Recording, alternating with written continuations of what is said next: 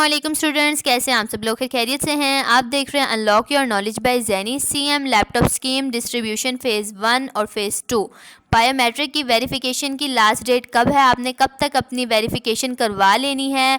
कुछ स्टूडेंट्स हैं जिनके वेरीफाइड आ रहे हैं, कुछ स्टूडेंट्स हैं उनके सिलेक्टेड आ रहे हैं, उनमें क्या फ़र्क है? और 65% वाले स्टूडेंट्स और 74.91 वाले स्टूडेंट्स क्या करें?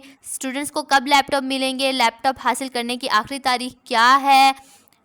CNIC और बेफॉर्म वाले स्टूडेंट्स क्या करें? आपके साथ सब इस वीडियो में डिस्कस किया जाएगा। फ़ेज़ 1 की डिस्ट्रीब्यूशन कब स्टार्ट होगी और कब कंप्लीट होगी वो भी आपको बताया जाएगा, और फ़ेज़ 2 की डिस्ट्रीब्यूशन कब स्टार्ट की जाएगी और कब कंप्लीट कर दी जाएगी वो सब आपके साथ इसी वीडियो में डिस्कस किया गया है।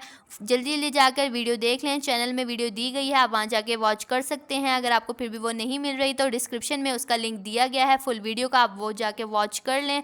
अगर आपको फिर भी कुछ समझ नहीं आई तो आप हमें कमेंट कर सकते हैं, आपको रिप्लाई दे दिया जाएगा। So what are you waiting?